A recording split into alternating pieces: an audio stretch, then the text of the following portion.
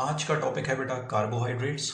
और ये जो कार्बोहाइड्रेट्स है इसमें इस कार्बोहाइड्रेट वर्ड का मतलब है hydrate of carbon. Hydrate of carbon का मतलब क्या होता है बेटा? तो इसका मतलब ये होता है कि ऐसे कंपाउंड्स जिसमें कार्बन के साथ बॉन्डेड हो वाटर के मॉलिक्यूल्स, उन्हें जो है वो हाइड्रेट ऑफ कार्बन कहते हैं। तो कार्बन के साथ जब वाटर के मॉलिक्यूल बॉन्डेड हो जाएंगे तो इन्हें हाइड्रेट्स ऑफ कार्बन या फिर कार्बोहाइड्रेट्स कहते हैं, जिनका जनरल फॉर्मूला ये होगा कि x number of carbon atoms के साथ y number of water molecules bonded हैं। ठीक है, तो ये इसका जनरल फॉर्मूला होगा। लेकिन ये इसकी पुरानी डेफिनेशन थी जो शुरू शुरू में डिड्यूस की गई थी, लेकिन हर कार्बोहाइड्रेट पे ये वाला फॉर्मूला जो है वो नहीं लग रहा था। तो जब मजीद रिसर्च हुई और सारे कार्बोहाइड्रेट्स के बारे में पता चला तो भाई एक मॉडर्न डेफिनेशन कार्बोहाइड्रेट्स के बारे में सामने आई, वो ये कि कार्बोहाइड्रेट्स ऐसे कंपाउंड्स होते हैं जो कि पॉलीहाइड्रोक्सी होते हैं। अब पॉलीहाइड्रोक्सी का मतलब ये है कि जिसमें बहुत सारे OH के मॉलिक्यूल्स मौजूद हों, उन्हें हम हाइड्रोक्सी कहेंगे। OH ग्रुप मौजूद हों, उसके अलावा या तो फिर उसमें एल्डिहाइड फंक्शनल ग्रुप मौजूद होगा या फिर उनमें कीटोन फंक्शनल ग्रुप मौजूद होगा। ठीक है, अब मैं इसको बाय एग्जांपल आपको समझाता हूं। तो बेटा अगर आप ये देखें, ये मैंने एक कार्बोहाइड्रेट का मॉलिक्यूल लिया है। ठीक है, इस कार्बोहाइड्रेट के मॉलिक्यूल को देखते हैं कि क्या बाय डेफिनेशन ये इस पे फॉलो होता है। तो इसमें एक ये रहा OH का ग्रुप, एक ये रहा OH का ग्रुप, एक ये रहा OH का ग्रुप, एक ये रहा OH का ग्रुप और एक ये रहा OH का ग्रुप। तो इसमें 1 2 3 4 5 OH के ग्रुप हैं। तो ये पॉलीहाइड्रोक्सी तो हुआ। अब ये पता लगाना है कि क्या ये कीटोन है या एल्डिहाइड है। तो अगर आप गौर करें बेटा, तो ये जो ग्रुप यहां पर लगा हुआ है, अगर आप इसको नोटिस करें, C डबल बॉन्ड OH, और क्योंकि आपने ऑर्गेनिक केमिस्ट्री बहुत अच्छे तरीके से पढ़ी हुई है तो आपको अंदाजा होना चाहिए कि C डबल बॉन्ड OH एक एल्डिहाइड ग्रुप है। तो इसका मतलब ये हुआ कि ये जो मैंने आपको एक मॉलिक्यूल दिखाया है जिसको ग्लूकोज कहते हैं, ये मॉलिक्यूल जो है ये पॉलीहाइड्रोक्सी भी है और इसमें या तो फिर एल्डिहाइड ग्रुप मौजूद हो सकता है या फिर कीटोनिक ग्रुप मौजूद हो सकता है। तो ऐसे मॉलिक्यूल को अब बाय डेफिनेशन क्या कहा जाता है? कार्बोहाइड्रेट्स कहा जाता है। तो दोबारा पढ़ते हैं कार्बोहाइड्रेट्स की डेफिनेशन। पहला, पॉलीहाइड्रोक्सी, जिसका मतलब इसमें बहुत सारे OH के ग्रुप मौजूद होंगे। दूसरा, या तो फिर इसमें कौन सा ग्रुप मौजूद होगा? एल्डिहाइड, या फिर इसमें क्या मौजूद होगा बेटा? कीटोन मौजूद होगा। ठीक है, अब यहां पर एक और बात जो आपको याद रखने वाली है कि बेटा कार्बोहाइड्रेट्स को जनरली आम लैंग्वेज में सैकराइड्स या शुगर कहा जाता है। अच्छा, ये जो सैकराइड्स वर्ड है ये असल में लैटिन लैंग्वेज में एक वर्ड होता है सैकरम, वहां से ड्राइव हुआ है। और सैकरम का मतलब जो है वो क्या होता है बेटा? शुगर होता है। तो अगर कहीं मैं वर्ड यूज करूं सैकराइड्स या शुगर, तो आप समझ जाएं कि असल में मैं बात कर रहा हूं कार्बोहाइड्रेट्स की। अगर इसी डेफिनेशन को आगे लेते हुए चलें और मजीद एक और कार्बोहाइड्रेट के कोई मॉलिक्यूल को नोटिस करें, तो बेटा यहां पर आपको ये बात याद रखनी है कि मैंने आपको डेफिनेशन बताई थी पॉलीहाइड्रोक्सी, एल्डिहाइड और कीटोन। तो ये पॉलीहाइड्रोक्सी होना चाहिए जिसमें बहुत सारे OH ग्रुप मौजूद होने चाहिए। तो ये रहा 1, ये रहा 2, ये रहा 3, ये 4 और ये 5, जिसमें बहुत सारे OH के ग्रुप मौजूद हैं। उसके अलावा ये एल्डिहाइड है या फिर ये कीटोन है, ये पता करना है कि क्या इसमें एल्डिहाइड ग्रुप मौजूद है या कीटोन ग्रुप मौजूद है। तो अगर आप नोटिस करें इसको बेटा, C डबल बॉन्ड O को, ये C डबल बॉन्ड O है जिसके दोनों साइड पे ये कार्बन से बॉन्डेड है। इसका मतलब ये हुआ कि ये कीटोनिक ग्रुप है, तो ये भी एक पॉलीहाइड्रोक्सी हो। ठीक है, और दूसरा इसमें कौन सा फंक्शनल ग्रुप मौजूद है? कीटोन। तो इसका मतलब बाय डेफिनेशन ये भी एक कार्बोहाइड्रेट का मॉलिक्यूल है।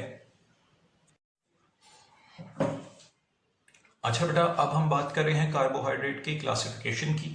तो कार्बोहाइड्रेट को क्लासिफाई किया गया है 3 टाइप्स में, जिसमें पहली टाइप कहलाती है मोनोसेकेराइड, दूसरी टाइप कहलाती है ओलिगोसेकेराइड और तीसरी टाइप कहलाती है पॉलीसेकेराइड। तो बेटा सेकेराइड का मतलब तो मैं बता चुका हूं आपको, कार्बोहाइड्रेट, और मोनो का मतलब एक। जब एक कार्बोहाइड्रेट का मॉलिक्यूल मौजूद हो जो कि सबसे सिंपलेस्ट फॉर्म में या सबसे स्मॉलेस्ट यूनिट हो, तो उसको मोनोसेकेराइड कहा जाता है। ठीक है, अगर ये मोनोसेकेराइड की मैं आपको एग्जाम्पल के थ्रू समझाना चाहूं तो बेटा आप अगर बात करें एलिमेंट की, तो बेटा जो स्मॉलेस्ट यूनिट है जिसमें कोई एलिमेंट एग्जिस्ट कर सकता है वो है एटम। ठीक है ना, तो इसका मतलब ये है कि स्मॉलेस्ट यूनिट जो है जैसे एलिमेंट का होता है वो एटम होता है। तो अगर मैं किसी कार्बोहाइड्रेट का जो सबसे छोटा यूनिट होगा जिसमें वो कार्बोहाइड्रेट जिस फॉर्म में एग्जिस्ट कर सकता है वो कहलाएगा मोनोसेकेराइड। तो मोनोसेकेराइड का मतलब एक सिंपलेस्ट यूनिट किसका, शुगर का, उसे हम मोनोसेकेराइड कहते हैं। मोनोसेकेराइड के बाद दूसरी टाइप आती है जिसे हम क्या कहते हैं बेटा, ओलिगोसेकेराइड। ओलिगोसेकेराइड में क्या होता है कि 2 से लेके 10 तक सिंपलेस्ट शुगर के मॉलिक्यूल आपस में जब जुड़ जाएं तो उस वक्त उन्हें ओलिगोसेकेराइड कहते हैं।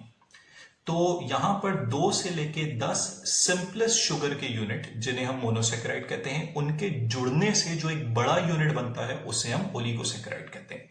जैसे कि आपने पॉलीमराइजेशन पढ़ी है तो स्मॉल यूनिट्स होते हैं मोनोमर, कंबाइन होते हैं एक लार्ज यूनिट बनता है पॉलीमर। इसी तरीके से यहां पर भी स्मॉल जो सिंपलेस्ट यूनिट है वो है मोनोसेकेराइड, उसके कंबाइन होने से जो एक बड़ा यूनिट बनेगा जिसमें 2 से लेके 10 मोनोसेकेराइड हो सकते हैं उसे क्या कहेंगे, उस बड़े यूनिट को ओलिगोसेकेराइड कहेंगे। तो ओलिगोसेकेराइड का मतलब हुआ 2 to 10 monosaccharide unit combine to form oligosaccharide. और पॉलीसेकेराइड में क्या होता है बेटा, पॉलीसेकेराइड में ये होता है कि जिसमें 10 से ज्यादा small simple sugar units combine हो जाएं तो जो एक बड़ा यूनिट बनता है उसे हम पॉलीसेकेराइड्स कहते हैं। मतलब मोनोसेकेराइड्स जब 10 से ज्यादा आपस में कंबाइन होकर एक बड़ा स्ट्रक्चर बनाए तो ऐसे कार्बोहाइड्रेट को पॉलीसेकेराइड्स कहा जाता है। अच्छा, अब हम क्लासिफिकेशन पढ़ चुके हैं तो अब हम आ जाएंगे बेटा सबसे पहले टाइप का जो कार्बोहाइड्रेट हमने पढ़ा है जिसे हम मोनोसेकेराइड्स कहते हैं। मोनोसेकेराइड्स को थोड़ा डिटेल में डिस्कस करते हैं बेटा। मोनोसेकेराइड्स होते हैं ऐसे कार्बोहाइड्रेट्स जिनको फर्दर हाइड्रोलाइज करके सिंपलर कार्बोहाइड्रेट यूनिट्स में नहीं लाया जा सकता। क्या मतलब हुआ, इसका मतलब ये हुआ कि अगर मैं हाइड्रोलाइसिस का मतलब तो आपको पता होना चाहिए, जिसका मतलब होता है वाटर की मदद से किसी मॉलिक्यूल को ब्रेक करके 2 या 2 से ज्यादा सिंपलर पार्ट्स में लाना या यूनिट्स में लाना। तो बेटा अगर मैं बात करूं कार्बोहाइड्रेट की, मोनोसेकेराइड एक ऐसा कार्बोहाइड्रेट है जिसको अगर हम वाटर की मौजूदगी में ब्रेक करें तो उसके टूटने से जो मजीद स्मॉलर यूनिट्स बनेंगे वो कार्बोहाइड्रेट नहीं होंगे। इसका मतलब यह है कि मोनोसेकेराइड को तोड़ के मजीद सिंपलर छोटे कार्बोहाइड्रेट के मॉलिक्यूल्स नहीं बनाए जा सकते। वो ही खुद सबसे सिंपलेस्ट कार्बोहाइड्रेट का मॉलिक्यूल है जिसके टूटने से मजीद सिंपलर कार्बोहाइड्रेट के मॉलिक्यूल्स नहीं बनाए जा सकते। ये बात आपको याद रखनी है, ठीक है। और इसका जो सिंपलेस्ट एम्पिरिकल फॉर्मूला है वो है CH2O, ठीक है, जिस टू द पावर n, और n जो है जिसकी वैल्यू 3 या 3 से ज्यादा हो सकती है। ये बात आपको याद रखनी। इसमें कुछ कॉमन मोनोसेकेराइड्स की एग्जांपल जो कि एमसीक्यूज में आपसे पूछी जा सकती है, जिसमें एक है जो कि सबसे कॉमन कार्बोहाइड्रेट की एग्जांपल है मोनोसेकेराइड की, वो है ग्लूकोज, जिसको डेक्सट्रोज भी कहते हैं। और बेटा अगर हम कॉमनली ब्लड शुगर की बात कर रहे होते हैं तो असल में हम ग्लूकोज की बात कर रहे होते हैं, और ये या तो फिर हनी या स्वीट फ्रूट्स में पाया जाता है। उसके अलावा एक और टाइप का जो मोनोसेकेराइड है उसे हम फ्रक्टोज कहते हैं, जो कि जनरली फ्रूट्स में पाया जाता है। और एक और टाइप का जो मोनोसेकेराइड है उसे हम गैलेक्टोज कहते हैं, जो कि मिल्क या डेयरी प्रोडक्ट्स में पाया जाता है। मिल्क में जो एक शुगर होती है उसका एक पार्ट होता है ये गैलेक्टोज।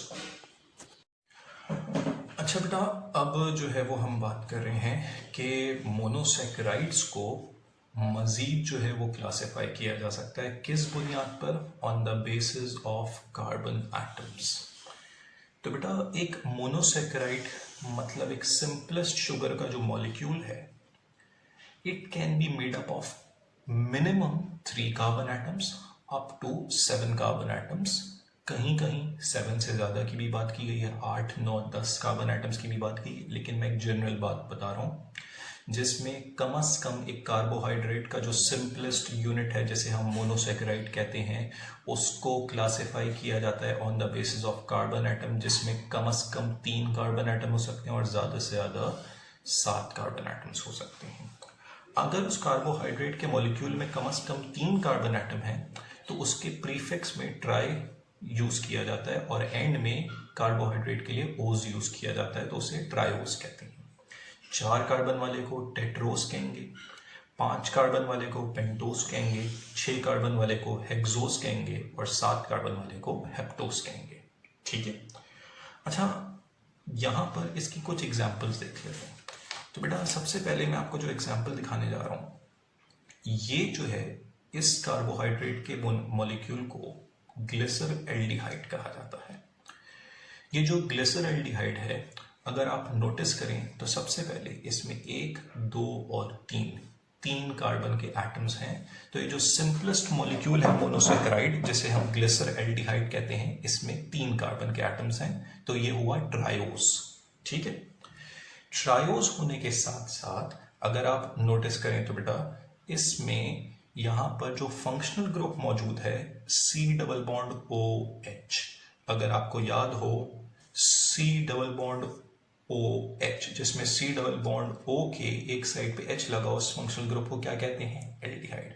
तो इसमें एल्डिहाइड फंक्शनल ग्रुप मौजूद है और 3 कार्बन के एटम्स हैं।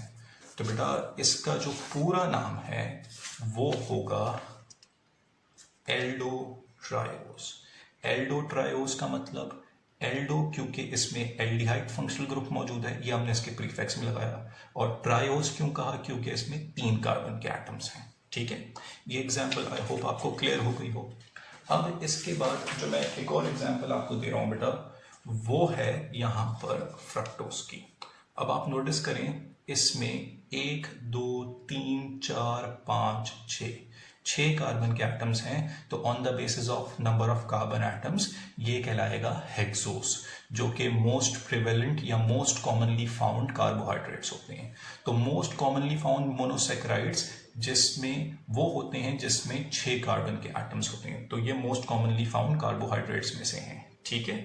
अब ये देखते हैं कि बेटा इसमें कौन सा फंक्शनल ग्रुप है, यहाँ पर एल्डिहाइड है या कीटोन है। तो अगर आप नोटिस करें इस C डबल बॉन्ड O को, जिसके दोनों साइड पे कार्बन लगे हुए हैं, तो ये असल में एक कीटोन है। देखो बेटा C डबल बॉन्ड O के दोनों साइड पे अगर कार्बन हो तो इस फंक्शनल ग्रुप को क्या कहते हैं? कीटोन।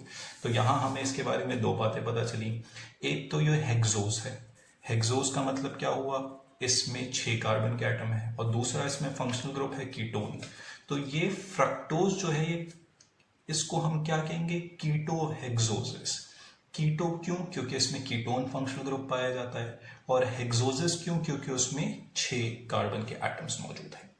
लास्ट एग्जांपल अब हम देख लेते हैं बेटा, वो ये जो कि इस दुनिया का सबसे कॉमन कार्बोहाइड्रेट है, वो है ग्लूकोज। बेटा आप इस ग्लूकोज को देखो और थोड़ी देर तक आप सोचें कि इसका क्या नाम होना चाहिए, फिर मैं इसको डिस्कस करता हूं।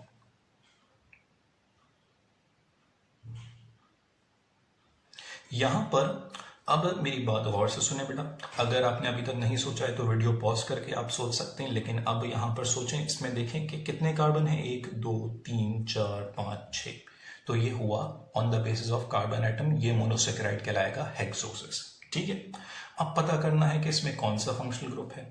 तो बेटा इसमें जो फंक्शनल ग्रुप मौजूद है वो है एल्डिहाइड। जैसे कि आप देख सकते हैं, ये रहा aldehyde, C double bond OH, C double bond OH। तो एल्डिहाइड फंक्शनल ग्रुप मौजूद है और साथ साथ इसमें 6 कार्बन के एटम हैं। अब आप सोचें इसका क्या नाम होना चाहिए? इस ग्लूकोज का या इस मोनोसैकेराइड का नाम होना चाहिए एल्डोहेक्सोसिस। एल्डोहेक्सोसिस क्यों? क्योंकि इसमें एल्डिहाइड फंक्शनल ग्रुप मौजूद है और ये 6 कार्बन का है।